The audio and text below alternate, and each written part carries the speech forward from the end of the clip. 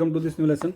तो हम न्यूक्लियर जो हमारा चैप्टर है न्यूक्लियर केमिस्ट्री, उसमें आज हम देखेंगे न्यूक्लियर फ्यूजन रिएक्शन देखेंगे। तो जो हमने न्यूक्लियर फ्यूजन देखा था उसमें क्या होता है कि दो न्यूक्लियस होते हैं वो आपस में मिलते हैं, फ्यूज़ करते हैं, एक नया न्यूक्लियस बनता है और एनर्जी निकलती है। ये हमने देखा था, एग्जाम्पल देखा था कि जो स्टार में सन इज ऑल्सो स्टार, तो वहाँ पे जो एनर्जी की प्रोसेस होती है वो क्या होती है, फ्यूजन होती है। फ्यूजन में क्या होता है कि देखो एक न्यूक्लियस होता है, ठीक है, एक न्यूक्लियस होता है और उस न्यूक्लियस को जब बम्बार्ड किया जाता है सब एटॉमिक पार्टिकल से तो वो फ्रेगमेंट में टूट जाता है, ठीक है, ये उसकी फ्रेगमेंट, और उसके बाद और भी सब एटॉमिक पार्टिकल निकलते हैं, but the main thing is energy generate होती है, ठीक है। तो यहाँ पे देखो ये यूरेनियम का एक न्यूक्लियस है, उसको हमने स्ट्राइक किया किससे, सब एटॉमिक पार्टिकल न्यूट्रॉन से, तो वो किस में टूट गया, बेरियम में टूट गया और क्रिप्टन में टूट गया, और उसके बाद फिर उसने 3 न्यूट्रॉन जनरेट किए और मोस्ट इंपॉर्टेंटली एनर्जी जनरेट की, ठीक है। तो this is nuclear fission reaction. तो अब हम इसकी कैरेक्टरिस्टिक देखेंगे, ठीक है। तो ये फ्लो चार्ट से देखेंगे।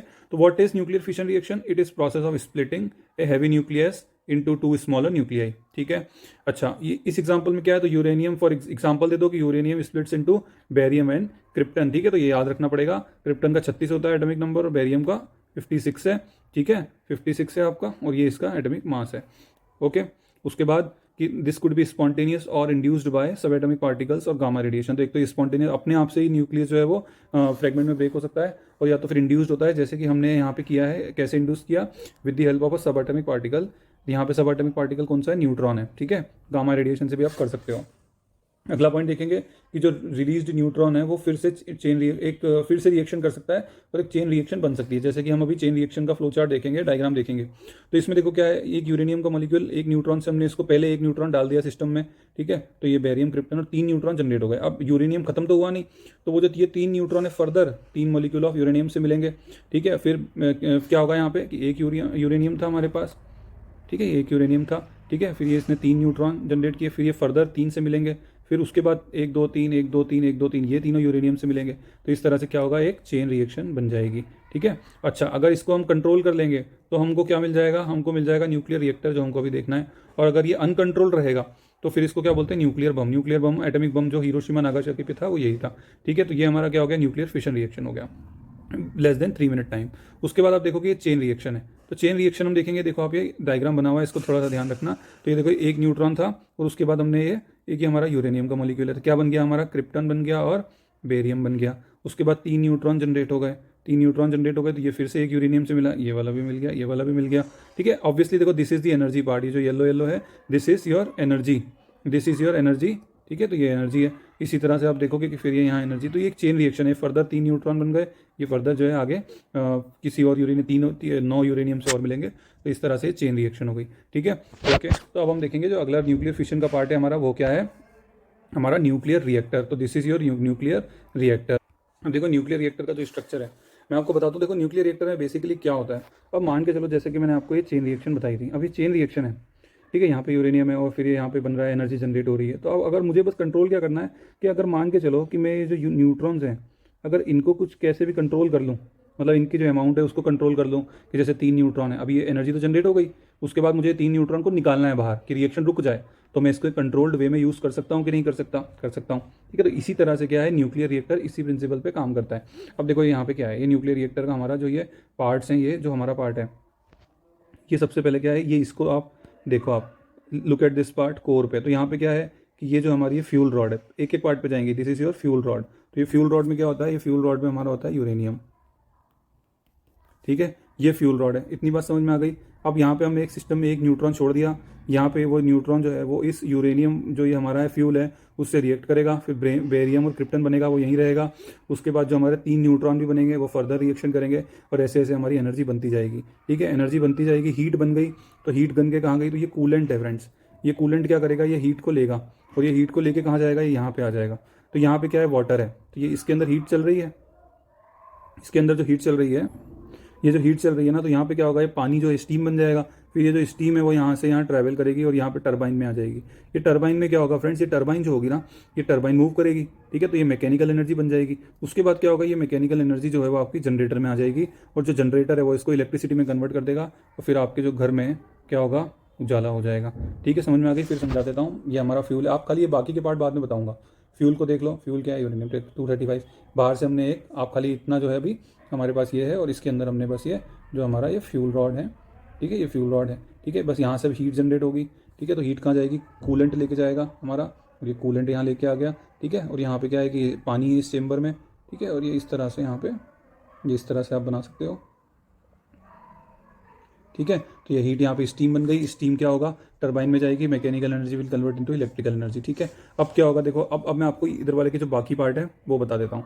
अब यहाँ पे देखो, एक तो ये आपका ये मॉडरेटर और एक आपका कंट्रोल रॉड। तो मॉडरेटर का क्या फंक्शन होता है फ्रेंड्स, मॉडरेटर का फंक्शन क्या होता है कि जैसे कि न्यूट्रॉन है, अब वो न्यूट्रॉन यहाँ पे क्या होगा कि एकदम हाई स्पीड में होंगे तो उनकी स्पीड कम करना और वो फिर से यूरेनियम 235 से वापस आके टकराएं, तो वो काम किसका है, मॉडरेटर का। बस थोड़ा मॉडरेट करना, उसकी स्पीड को कम करना, ठीक है। उसके ये हम समझ में आ गया। उसके बाद बात आई किसकी, हमारी कंट्रोल रॉड की। तो कंट्रोल रॉड क्या करेगी, कंट्रोल रॉड ये कंट्रोल करने के लिए, न्यूट्रॉन को एब्जॉर्ब करना है तो ये कंट्रोल रॉड जो होगी वो न्यूट्रॉन को एब्जॉर्ब कर लेगी और रिएक्शन को कम कर देगी, बंद कर देगी, ठीक है। उसके बाद आ गई शील्डिंग। तो शील्ड क्यों होती है, आपको खुद को पता होगा, बहुत थिक होती है, ठीक है। शील्डिंग इसलिए होती है क्योंकि ये जो न्यूक्लियर रिएक्शन है, रेडिएशन से बाहर ना जाए। अभी एक यूपीएससी प्रीलिम्स में क्वेश्चन आया था कि जो न्यूक्लियर आपका रिएक्टर होता है उसमें जो फ्यूल होता है, यूरेनियम होता है, उसकी कितनी % इनरिचमेंट होना चाहिए। इनरिचमेंट मतलब ऐसा नहीं होता कि 100% यूरेनियम है, उसमें कोई दूसरी इंप्योरिटीज भी होती हैं। तो ध्यान रखना फ्रेंड्स, आपका अगर लेस देन 10% है ना, तो भी आप उस यूरेनियम को न्यूक्लियर रिएक्टर में यूज कर सकते हो, ठीक है। और जैसा क्वेश्चन में आया था, उन्होंने एक स्टेटमेंट दिया था कि 60% अगर होगा तो ही आप न्यूक्लियर रिएक्टर में यूज कर सकते हो। It is absolutely wrong. अगर 10% से कम होगा तो ही आप यूज कर सकते हो। हाँ, अगर जो आपका बम बनाना हो उसके लिए आपको 90% इनरिचमेंट की जरूरत होती है, ठीक है। 60% में भी बम तो बन ही जाता है, ओके।